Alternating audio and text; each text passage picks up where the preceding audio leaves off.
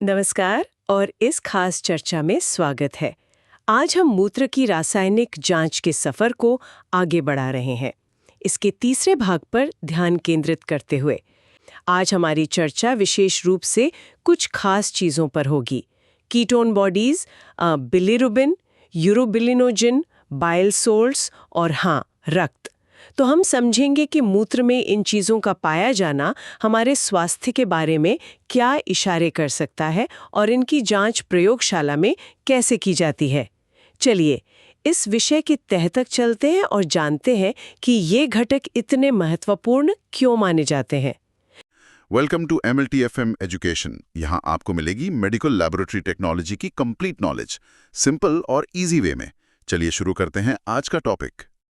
जानकारी के अनुसार मूत्र में कीटोन का मिलना अक्सर अनियंत्रित मधुमेह का संकेत होता है।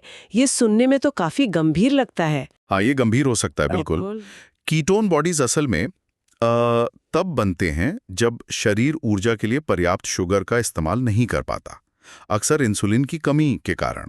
तो उसे मजबूरी में फैट मतलब वसा को जलाना पड़ता है। इस फैट बर्निंग प्रक्रिया के साइड प्रोडक्ट के रूप में कीटोन अणु बनते हैं। समझिए, ये शरीर के लिए एक तरह का बैकअप ईंधन है, लेकिन इनकी ज्यादा मात्रा खतरनाक हो सकती है। स्रोत में 3 मुख्य प्रकार के कीटोन बताए गए हैं: एसिटोएसिटिक एसिड, बीटा हाइड्रोक्सी ब्यूटरेट और एसीटोन। और ये भी बताया गया है कि जब ये बहुत ज्यादा बढ़ जाते हैं तो खून को अम्लीय मतलब एसिडिक बना सकते हैं। इसका क्या मतलब है? ये कैसे होता है? इसका मतलब है कि खून का pH सामान्य से कम हो जाता है, एसिडिक हो जाता है, जो लिवर, किडनी और मस्तिष्क जैसे जरूरी अंगों के सामान्य कामकाज को बुरी तरह प्रभावित कर सकता है। और इससे जुड़े कुछ शब्द हैं जिन्हें समझना जरूरी है। हाँ, बताइए। एक है केटोन्यूरिया। इसका सीधा मतलब है मूत्र में कीटोन की ज्यादा मात्रा। Okay, ketonuria. फिर है कीटोनेमिया, यानी खून में कीटोन की उच्च मात्रा। कीटोनेमिया, ठीक है। और तीसरा, जो सबसे गंभीर है, वो है कीटोएसिडोसिस। ये एक मेडिकल इमरजेंसी है, खासकर मधुमेह के मरीजों में। इसमें शरीर इतने ज्यादा कीटोन बना लेता है कि खून खतरनाक रूप से अम्लीय हो जाता है। ओह! इसे डायबिटिक कीटोएसिडोसिस भी कहते हैं। और इसमें शुगर का स्तर भी बहुत ज्यादा होता है। सामान्यतः खून में कीटोन का स्तर 1 mg/dl से कम होना चाहिए। ये वाकई एक खतरनाक स्थिति लग रही है। तो क्या कीटोन बॉडीज का बढ़ना सिर्फ मधुमेह में ही होता है या इसके और भी कारण हो सकते हैं? नहीं, सिर्फ मधुमेह ही नहीं। अच्छा सवाल है। देखिए, अगर शरीर किसी भी वजह से ऊर्जा के लिए कार्बोहाइड्रेट यानी शुगर का इस्तेमाल नहीं कर पा रहा है, तो वो फैट जलाएगा और कीटोन बनेंगे। तो दस्तावेज के मुताबिक इसके अन्य कारणों में शामिल हैं, जैसे लंबे समय तक भूखमरी, स्टार्वेशन। अच्छा, कुछ मामलों में गर्भावस्था में भी हो सकता है, बहुत ज्यादा उल्टी होना, या फिर लंबे उपवास, फास्टिंग के दौरान भी ऐसा हो सकता है। तो कई कारण हो सकते हैं। अच्छा, इनकी जांच कैसे होती है? सामान्य तौर पर तो ये मूत्र में नहीं मिलने चाहिए, है ना? बिल्कुल सही। स्वस्थ व्यक्ति के मूत्र में सामान्यतः कीटोन नहीं होते। इनकी जांच के लिए कई परीक्षण हैं, जैसे कि एक है रोथेरा टेस्ट। रोथेरा टेस्ट। हाँ, इसमें खास रसायन होते हैं जैसे सोडियम नाइट्रोप्रोसाइड। एक क्षारीय मतलब अल्कलाइन माहौल में कीटोन के साथ प्रतिक्रिया करके एक बैंगनी रंग का छल्ला या कॉम्प्लेक्स बनाते हैं। ये रंग दिखना ही कीटोन की उपस्थिति का प्रमाण है, मुख्य रूप से एसीटोन और एसिटोएसिटिक एसिड के लिए। अच्छा, रंग से पता चलता है। हाँ। और आजकल रिएजेंट स्ट्रिप टेस्ट बहुत आम है, तेज और सुविधाजनक। हाँ, वो स्ट्रिप्स तो देखिए। बिल्कुल, ये स्ट्रिप्स भी इसी तरह के रंग परिवर्तन के सिद्धांत पर काम करती हैं। और ये मूत्र में बहुत कम मात्रा जैसे 5 mg/dl में भी कीटोन का पता लगा सकती हैं। हालांकि ये जानना जरूरी है कि ज्यादातर स्ट्रिप्स बीटा हाइड्रोक्सी ब्यूटरेट का पता नहीं लगा पाती, जो कि एक प्रमुख कीटोन बॉडी है। ओह, ये महत्वपूर्ण बात है। जी, उसके लिए अलग टेस्ट हैं, जैसे Hart's test beta hydroxy butyrate के लिए और गेरहार्ड्स टेस्ट एसिटोएसिटिक एसिड के लिए। लेकिन रोथेरा और स्ट्रिप टेस्ट ज्यादा चलते हैं। यानी मूल रूप से एक केमिकल रिएक्शन से रंग बदलता है और हमें पता चल जाता है। दिलचस्प। अब आगे बढ़ते हैं बिलिरुबिन की ओर। इसे एक पीला वर्णक येलो पिगमेंट बताया गया है, जो लाल रक्त कोशिकाओं के टूटने से बनता है। हाँ, ये हमारे शरीर की एक सामान्य प्रक्रिया का हिस्सा है। बिल्कुल। लाल रक्त कोशिकाएं RBCs लगभग 120 दिन जीती हैं, फिर वो टूट जाती हैं। उनके अंदर का हीमोग्लोबिन भी टूटता है। हीम और ग्लोबिन में, ग्लोबिन तो प्रोटीन है, हीम वाला हिस्सा आगे टूटकर आयरन और पोर्फायरिन में बदलता है और इसी पोर्फायरिन से बनता है अनकॉन्जुगेटेड बिलिरुबिन या यूसीबी। UCB, unconjugated. हाँ, और ये यूसीबी पानी में घुलनशील नहीं होता, तो इसे खून में घूमने के लिए एल्ब्यूमिन नाम के प्रोटीन का सहारा लेना पड़ता है और इसी सहारे ये लिवर तक पहुंचता है। और लिवर में पहुंचने के बाद इसका क्या होता है? लगता है लिवर की भूमिका यहाँ बहुत महत्वपूर्ण है। बहुत ज्यादा। लिवर इस यूसीबी को लेता है और उसे ग्लूकोरोनिक एसिड नाम के पदार्थ के साथ जोड़ देता है। इस प्रक्रिया को कहते हैं कॉन्जुगेशन और इससे बनता है कंजुगेटेड बिलिरुबिन, सीबी। कंजुगेशन, ठीक है। तो अब ये सीबी बन गया। हाँ, सीबी। और ये सीबी पानी में घुलनशील होता है। लिवर इस सीबी को पित्त यानी बाइल में डाल देता है। पित्त फिर पित्ताशय, गॉल ब्लैडर में जमा होता है और भोजन पचाने में मदद करने के लिए छोटी आंत में छोड़ा जाता है। संक्षेप में कहें तो लिवर बिलिरुबिन को शरीर से बाहर निकालने लायक बनाता है। तो लिवर इसे प्रोसेस करके पित्त के जरिए आंत में भेजता है। फिर आंत में इसका क्या होता है? आंत में, हाँ, वहां मौजूद बैक्टीरिया इस कंजुगेटेड बिलिरुबिन पर काम करते हैं। वे इसे पहले यूरोबिलिनोजन और फिर स्टेरकोबिलिनोजन में बदलते हैं। ज्यादातर स्टेरकोबिलिनोजन मल यानी स्टूल के साथ शरीर से बाहर निकल जाता है और यही मल को उसका खास भूरा रंग देता है। अच्छा, तो स्टेरकोबिलिनोजन रंग देता है। हाँ, और कुछ यूरोबिलिनोजन वापस खून में सोख लिया जाता है, किडनी तक पहुंचता है, फिल्टर होता है और मूत्र में निकल जाता है। अच्छा, तो ये यूरोबिलिनोजन है जो सामान्य मूत्र में थोड़ी मात्रा में पाया जाता है। और जानकारी ये भी बताती है कि यही यूरोबिलिनोजन बाद में यूरोबिलिन में बदलकर मूत्र को उसका हल्का पीला रंग देता है। बिल्कुल सही। अब बिलिरुबिन पर वापस आते हैं। इसका स्तर बढ़ना पीलिया, जॉन्डिस कहलाता है। इसके मुख्य कारण क्या हो सकते हैं? पीलिया, जिसमें त्वचा और आंखें पीली पड़ जाती हैं, वो खून में बिलिरुबिन की अधिकता का संकेत है। दस्तावेज के अनुसार इसके मुख्य कारण हो सकते हैं, एक तो लिवर की समस्याएं, जैसे लिवर सिरोसिस जिसमें लिवर खराब होने लगता है, या हेपेटाइटिस मतलब लिवर में सूजन, लिवर की बीमारियां। हाँ, और दूसरा बड़ा कारण है पित्त नली में रुकावट, बाइल डक्ट ऑब्स्ट्रक्शन। अगर पित्त की नली ब्लॉक हो जाए तो लिवर से बना सीबी आंत में जाने के बजाय वापस खून में लौटने लगता है। इससे पीलिया होता है। सामान्य मूत्र में बिलिरुबिन नहीं पाया जाता है, ये याद रखना जरूरी है। तो अगर मूत्र में बिलिरुबिन मिल रहा है तो ये लिवर या पित्त नली में किसी गड़बड़ी का सीधा संकेत हो सकता है। हाँ, ये एक महत्वपूर्ण संकेत है। इसकी जांच के लिए फाउचेट टेस्ट काफी इस्तेमाल होता है। फाउचेट टेस्ट कैसे काम करता है ये? इसका सिद्धांत भी एक रंग प्रतिक्रिया पर ही आधारित है। पहले मूत्र में बेरियम क्लोराइड मिलाते हैं। ये मूत्र के सल्फेट से मिलकर बेरियम सल्फेट का अवशेप मतलब प्रेसिपिटेट बनाता है। अगर मूत्र में बिलिरुबिन है तो वो इस अवशेप से चिपक जाता है। अच्छा, चिपक जाता है। हाँ, फिर इसे फिल्टर करके अवशेप को अलग कर लेते हैं फिल्टर पेपर पर। इस अवशेप पर फाउचेट रिएजेंट डालते हैं जिसमें फेरिक क्लोराइड होता है। ये बिलिरुबिन को ऑक्सीडाइज करके बिलिवर्डीन में बदल देता है, जिसका रंग हरा या नीला हरा होता है।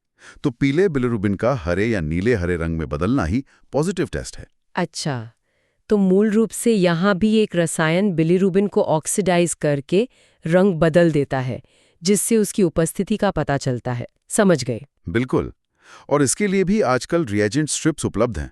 वो एक अलग रसायन जैसे 2.4 डाइक्लोरोएनिलीन का उपयोग करके बिलिरुबिन के साथ प्रतिक्रिया कर गुलाबी टैन रंग देती हैं।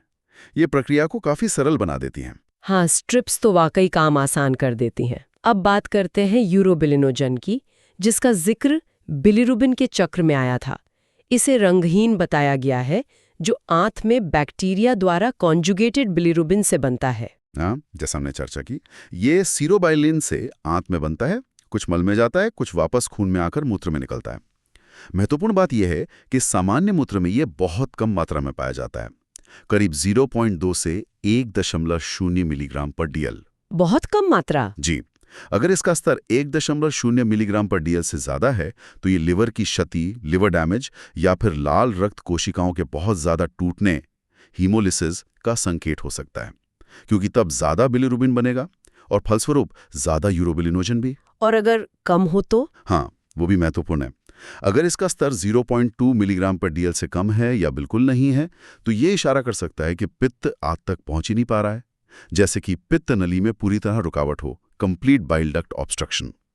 तो इसकी मात्रा का कम या ज्यादा होना दोनों ही महत्वपूर्ण जानकारी देते हैं। तो इसकी मात्रा का पता लगाना भी जरूरी है? जी। इसके लिए कौन से परीक्षण हैं? इसके लिए मुख्य परीक्षण है Ehrlich aldehyde test. Ehrlich aldehyde test. हाँ, इसका सिद्धांत है कि एर्लिच रिएजेंट, जिसमें पैराडाइमिथाइल अमीनोबेंजाल्डिहाइड होता है, वो यूरोबिलिनोजन के साथ प्रतिक्रिया करके एक लाल रंग का कॉम्प्लेक्स बनाता है।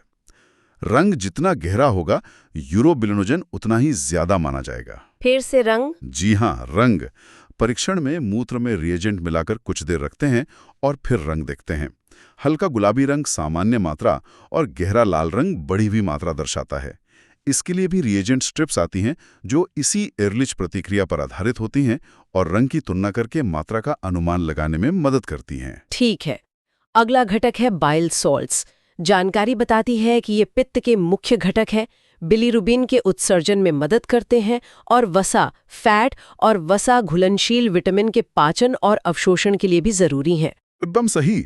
ये लिवर में कोलेस्ट्रॉल से बनते हैं, पित्त के साथ आंत में जाते हैं, अपना काम करते हैं और फिर इनका बड़ा हिस्सा आंत के आखिरी भाग इलियम से वापस खून में सोख लिया जाता है, रीएब्जॉर्ब हो जाता है। ये खून के विशेष रास्ते, जिसे पोर्टल सर्कुलेशन कहते हैं, से वापस लिवर पहुंच जाते हैं, जहां से इन्हें फिर से पित्त में डाला जा सकता है। इस पूरे रिसाइकलिंग के रास्ते को एंटेरोहेपैटिक सर्कुलेशन कहते हैं, यानी आंत और लिवर के बीच का चक्र। एंटेरोहेपैटिक सर्कुलेशन काफी कुशल प्रणाली लगती है ये। हाँ, बहुत। और इसी कुशल रिसाइकलिंग के कारण सामान्य मूत्र में बाइल सॉल्ट्स नहीं पाए जाते हैं। तो अगर ये सामान्य मूत्र में नहीं होते तो इनका मिलना क्या दर्शाता है? मूत्र में बाइल सॉल्ट्स का पाया जाना लगभग हमेशा लिवर या पित्त प्रणाली में किसी समस्या का संकेत होता है। ऐसा तब होता है जब या तो लिवर इन्हें ठीक से पित्त में नहीं डाल पा रहा, जैसे सिरोसिस या हेपेटाइटिस में, या फिर पित्त का प्रवाह रुका हुआ है, जैसे ऑब्स्ट्रक्टिव जॉन्डिस में। जब ये पित्त के रास्ते आंत में नहीं जा पाते तो खून में जमा होने लगते हैं और फिर किडनी द्वारा फिल्टर होकर मूत्र में आ जाते हैं। इनकी जांच के लिए हेज टेस्ट या हेज सल्फर पाउडर टेस्ट का उल्लेख है। ये कैसे काम करता है? ये नाम और तरीका दोनों ही बाकी परीक्षणों से काफी अलग लगते हैं। हाँ, ये एक दिलचस्प परीक्षण है। ये किसी रासायनिक प्रक्रिया पर नहीं, बल्कि एक भौतिक गुण, सतही तनाव, सरफेस टेंशन पर आधारित है। Surface tension? अच्छा। हाँ, सिद्धांत यह है कि बाइल सॉल्ट्स डिटर्जेंट की तरह काम करते हैं और पानी या मूत्र के सतही तनाव को कम कर देते हैं, जैसे साबुन कम करता है। बिल्कुल वैसा ही। तो परीक्षण बहुत सरल है। मूत्र के नमूने की सतह पर धीरे से बारीक सल्फर पाउडर छिड़का जाता है। अगर मूत्र में बाइल सॉल्ट्स हैं तो सतही तनाव कम होने के कारण सल्फर पाउडर उस तनाव को भेद के डूब जाता है, नीचे बैठ जाता है। ओह। और अगर बाइल सॉल्ट्स नहीं है तो सतही तनाव ज्यादा होता है और सल्फर पाउडर सतह पर तैरता रहता है। तुलना के लिए पानी के साथ भी यही करके देखा जा सकता है, जिसमें सल्फर तैरेगा ही। वाह, ये तो वाकई सतही तनाव का एक सरल लेकिन बहुत चतुर उपयोग है। कमाल है। और अंत में बात करते हैं मूत्र में रक्त यानी ब्लड की उपस्थिति की। स्रोत कहता है कि ये दो रूपों में हो सकता है। या तो पूरी लाल रक्त कोशिकाएं आरबीसीज मौजूद हो, जिसे हेमेट्यूरिया कहते हैं, या फिर आरबीसी के टूटने से निकला हुआ हीमोग्लोबिन मौजूद हो, जिसे हीमोग्लोबिन्यूरिया कहते हैं। सही। हेमेट्यूरिया यानी मूत्र में साबुत आरबीसी का मिलना। ये आमतौर पर मूत्रपथ, मतलब किडनी, यूरेटर, ब्लैडर, यूरेथ्रा में कहीं से रक्तस्राव, ब्लीडिंग का संकेत है। कारण संक्रमण हो सकता है, पथरी, ट्यूमर या चोट, कुछ भी हो सकता है। कहीं से भी खून आ रहा है। हाँ। दूसरी तरफ हीमोग्लोबिन यूरिया का मतलब है कि मूत्र में सिर्फ हीमोग्लोबिन है, आरबीसी नहीं। ऐसा तब होता है जब आरबीसी खून की नलियों के अंदर ही बहुत ज्यादा टूट रही हो, इंट्रावेस्कुलर हेमोलिसिस। अच्छा, अंदर ही टूट रही है। जी। इसके कारणों में गलत ब्लड ग्रुप का खून चढ़ा देना, हेमोलिटिक ट्रांसफ्यूजन रिएक्शन, कुछ खास संक्रमण या अन्य हीमोलिटिक स्थितियां शामिल हो सकती हैं। मूत्र में रक्त की उपस्थिति का पता लगाने के लिए बेंजीडीन टेस्ट का जिक्र है।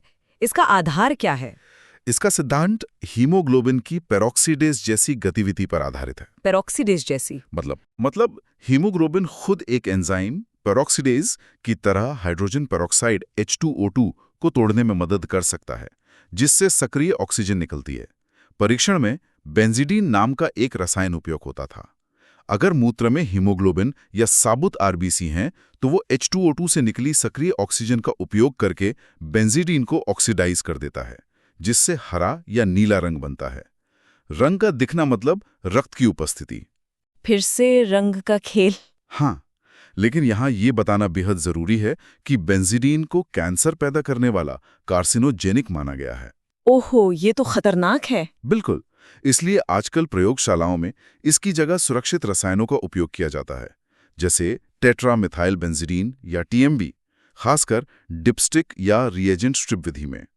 ये स्ट्रिप्स भी इसी पेरोक्सोडेज गतिविधि के सिद्धांत पर काम करती हैं और हेमेट्यूरिया और हीमोग्लोबिन यूरिया दोनों का पता लगा सकती हैं रंग की तीव्रता के आधार पर। तो आज हमने मूत्र की रासायनिक जांच के दायरे में आने वाले कुछ बेहद महत्वपूर्ण घटकों, ketone bodies, bilirubin, urobilinogen, bile salts और रक्त के मूत्र में पाए जाने का मतलब और उनकी जांच के सिद्धांतों पर काफी विस्तार से बात की।